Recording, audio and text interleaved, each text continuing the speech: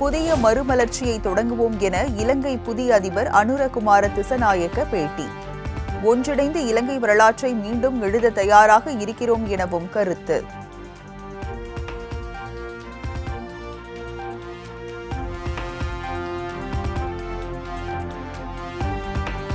இலங்கையின் 9வது அதிபராக தேர்ந்தெடுக்கப்பட்டுள்ள தேசிய மக்கள் சக்தி தலைவர் அனுரகுமார திசநாயக்க இன்று பதவியேற்பு.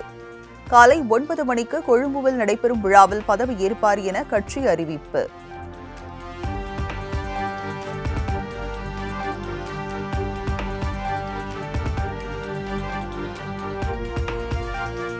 ECI கிறிஸ்தவ திருச்சபைகளின் பேராயர் எஸ்ரா சர்குணம் காலமானார். வயது முதிர்வு காரணமாக உடல்நலம் குன்றி இருந்த நிலையில் உயிரிழந்தார்.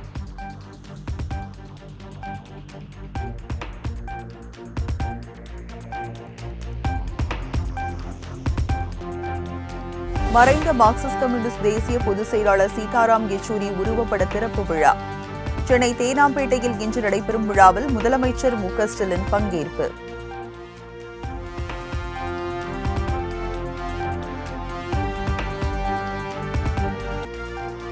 மத்திய மேற்கு வங்கக்கடல் பகுதியில் இன்று குறைந்த காற்றழுத்த தாழ்வு பகுதி உருவாக வாய்ப்பு.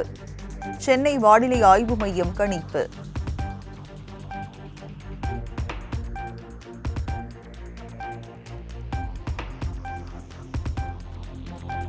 தமிழ்நாட்டில் இன்றும் நாளையும் இடி மின்னலுடன் கூடிய மிதமான மழைக்கு வாய்ப்பு. புதுச்சேரி மற்றும் காரைக்காலிலும் லேசான மழை பெய்யக்கூடும் எனவும் சென்னை வானிலை ஆய்வு மையம் அறிவிப்பு.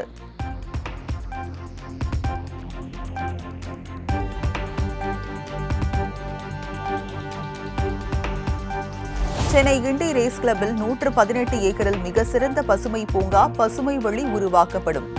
தமிழ்நாடு அரசு அரசாணை வெளியீடு.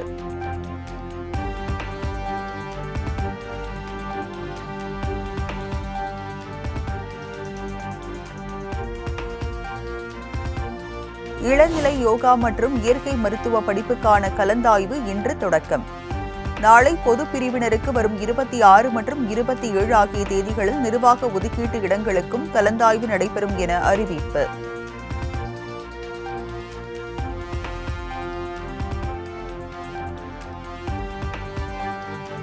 சென்னை உயர்நீதிமன்றத்திற்கு புதிதாக நியமிக்கப்பட்டுள்ள 3 கூடுதல் நீதிபதிகள் இன்று பதவியேற்பு.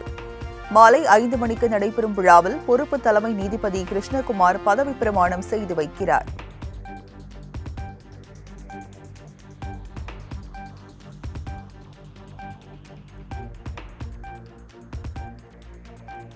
மீனவர்கள் கைதை தடுக்க கடலில் சுவர் கட்ட முடியுமா என மத்திய இணையமைச்சர் எல் முருகன் கேள்வி.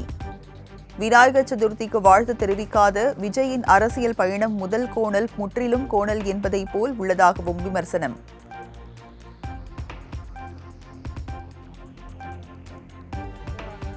நீங்க எப்படி போய் தடுப்பீங்க? என்ன கடல்ல சுவரை கட்டியிருக்கிறாங்க? நீங்க எப்படி இல்லை கடல்ல சுவர் கட்டியிருக்கா என்ன? அவங்க நம்ம போகாமல் இருக்கிறதுக்காக அது எல்லையை தெரிந்ததுக்காக GPS கருவிகள் கொடுத்துருக்குறோம். அதை அவங்க அலர்ட் பண்ணுறதுக்கான கருவிகளையும் கொடுத்துருக்குறோம்.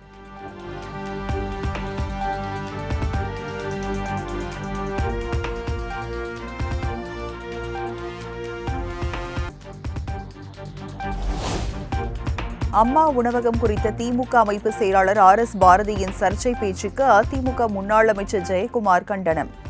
RS பாரதியின் எண்ணம் திமுகவின் அழிவுக்கான பாதை எனவும் சாடல்.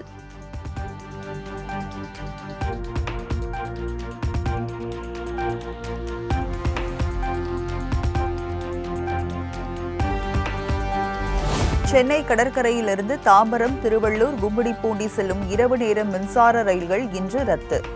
பராமரிப்பு பணிகள் காரணமாக தெற்கு ரயில்வே அறிவிப்பு.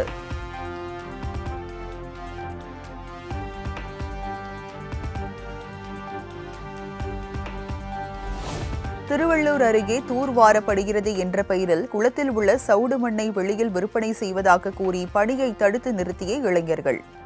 சிறையில் தள்ளிவிடுவதாக வீரராகவபுரம் ஊராட்சி மன்ற தலைவியின் கணவர் மிரட்டல். நான் ஏன் எடுக்கிறேன்? என் ஊருக்கு வந்து திறனா நாங்க எடுப்போம். என் ஊர்ல வந்து திறனா நாங்க எடுப்போம். நீங்க யாருங்க? நீங்க யாரு சார்? நீங்க யாரு? நீங்க யாரு? நீங்க யாரு? 50 பேர் வர சொல்றேன். 50 பேர் வசூல்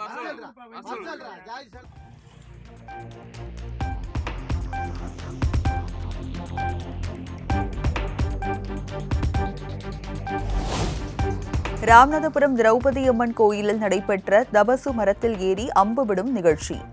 திரளான பக்தர்கள் பங்கேற்று அம்பை பிடித்து சாமி தரிசனம்.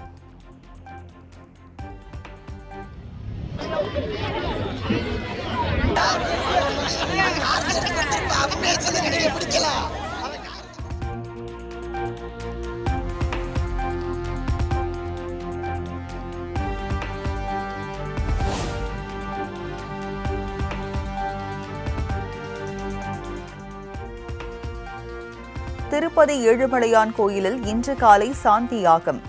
லட்டுவில் விலங்கு கொழுப்பு சேர்த்ததால் தோஷம் ஏற்பட்டதாக கருதி ஆந்திர மாநில அரசு சார்பில் ஏற்பாடு.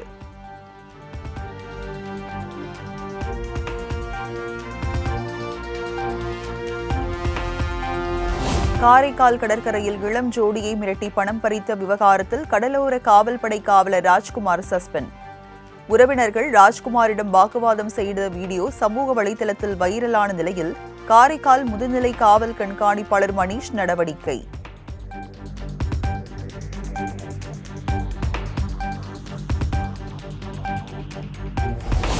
இந்திய அரசியலில் நம்பகத்தன்மையின் நெருக்கடி மிகப்பெரிய சவாலாக உள்ளது.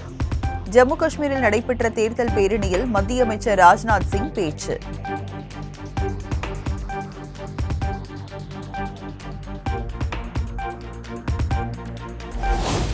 ஹங்கேரியில் நடைபெற்ற 45வது செஸ் ஒலிம்பியாட் ஓபன் பிரிவில் தங்கம் வென்றது இந்திய அணி. செஸ் ஒலிம்பியாட் வரலாற்றில் முதன்முறையாக தங்கம் வென்று சாதனை.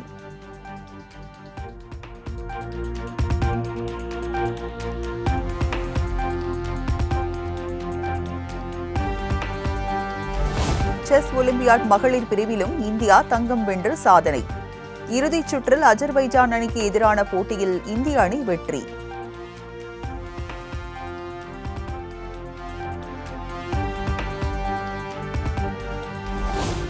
செஸ் ஒலிம்பியாட் போட்டியில் தங்கம் வென்ற இந்திய அணிகளுக்கு பிரதமர் மோடி, ராகுல் காந்தி வாழ்த்து. இந்த சாதனை இந்தியாவின் விளையாட்டு பாதையில் ஒரு புதிய அத்தியாயத்தை குறிக்கிறது எனவும் எக்ஸ் தளத்தில் பதிவு.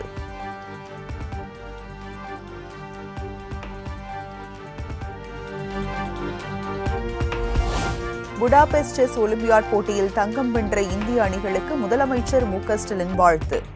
வீரர்களின் இடைவிடாத அர்ப்பணிப்பு எல்லைகளை கடந்து உலக அரங்கில் பெருமை சேர்த்திருப்பது மகிழ்ச்சி அளிப்பதாக பதிவு.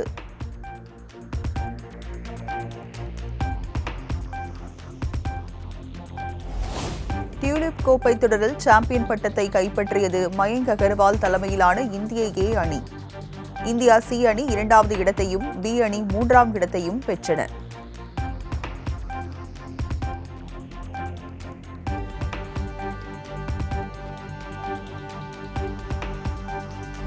ஆப்கானிஸ்தான் அணிக்கு எதிரான கடைசி மற்றும் 3வது ஒருநாள் கிரிக்கெட் போட்டியில் தென்னாப்பிரிக்கா அணி ஆறுதல் வெற்றி. தொடரை 2-1 என்ற கணக்கில் கைப்பற்றி ஆப்கானிஸ்தான் வரலாற்று சாதனை.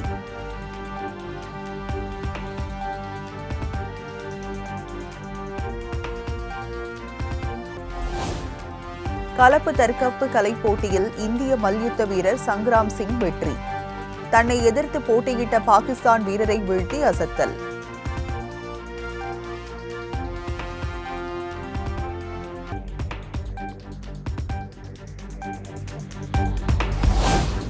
லப்பர் பந்து திரைப்படம் எதிர்பார்த்ததை விட ரசிகர்கள் இடையே நல்ல வரவேற்பை பெற்றுள்ளது. சேலத்தில் செய்தியாளர்களை சந்தித்து பேசிய படக்குழுவினர் மகிழ்ச்சி. அவ்வளவுதான், நீங்க எடுத்துட்டு போய் நீங்க தான் சேர்க்கணும். இதுக்கு அப்புறம் பப்ளிக் நீங்க மீடியா நீங்க தான் ஃபர்ஸ்ட் இந்த படத்துக்கு ஒரு நல்ல அடையாளம் கிடைச்சது. பிரஸ் அண்ட் மீடியா, சோஷியல் மீடியால இருந்து நல்லா போய் ரீச் ஆச்சு. இப்போ ஜென்ரல் பப்ளிக் ஆடியன்ஸும் வெள்ளி, சனி, ஞாயிறு இன்னைக்கு தொடர்ந்து நல்லா ஓடிட்டு இருக்கு எல்லா தியேட்டர்ஸ்லயும். இப்போ இங்கே சேலம் வந்ததில் ரொம்ப சந்தோஷம்.